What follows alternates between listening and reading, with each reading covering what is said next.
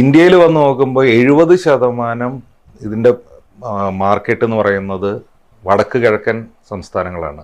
7 sisters എന്ന് പറയുന്ന ആസാമും അതിനോട് ചുറ്റിയിരിക്കുന്ന സ്റ്റേറ്റുകളാണ് ഇന്ത്യയിലത്തെ.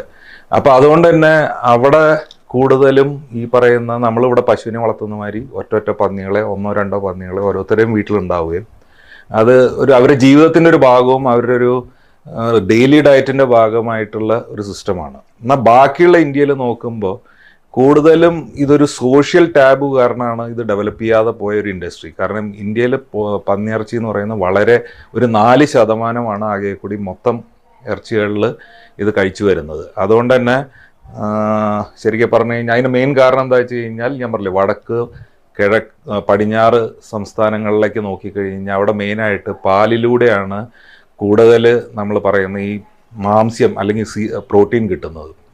ആനിമൽ പ്രോട്ടീൻ എന്ന് പറയുന്ന